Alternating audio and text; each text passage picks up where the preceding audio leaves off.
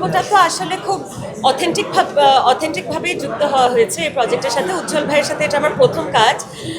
উনি যে আসলে আমাকে চিনতেন এটাও আমি জানতাম না, তবে ওনার টিম থেকে আমাকে ফোন দিল, ফোন দিয়ে জিজ্ঞেস করলো যে এরকম একটা কাজ হতে যাচ্ছে উজ্জ্বল ভাইয়ের। স্ক্রিপ্টটা আমাকে পড়তে দিল, স্ক্রিপ্টটা পড়ে তো আমি প্রাথমিকভাবেই আমি ক্যারেক্টারটার ব্যাপারে জেনে আমি তখনই বলেছি যে হ্যাঁ অবশ্যই আমি ইন্টারেস্টেড। তারপর অডিশন দেওয়া হলো, অডিশন দিয়ে সিলেকশন থেকে রিহার্সাল, বাস এটাই।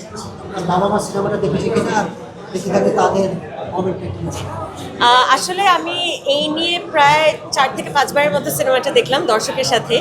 দ্বিতীয়বার গিয়েছিলাম মা বাবার সাথে দেখতে ঈদের ঠিক পরের দিন, এবং ওইটাই সম্ভবত আমার সবচেয়ে ভালো অভিজ্ঞতা ছিল অডিয়েন্সের সাথে দেখা।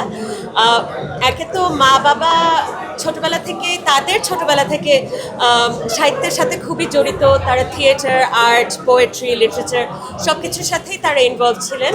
এবং যখন আমি শুনছিলাম যে আমার পাশে বসে বসে আমার মা বাবা দুজন কবিতার সাথে সাথে আবৃত্তি করছে, তখনই আমি বুঝেছি যে আসলে এই সিনেমাটা কতটা কানেক্ট করছে অডিয়েন্সের সাথে। আমার মা বাবা ছিল, মানে আমি আমার মা বাবাকে উইটনেস করে আমি আসলে এটা বুঝতে পেরেছি। ইনফ্যাক্ট তাদের দেখা থেকে আমিও সিনেমাটাকে আরেকটু গভীরভাবে ফিল করতে পেরেছি। সো খুবই ভালো লেগেছে মা বাবার সাথে এটা দেখে।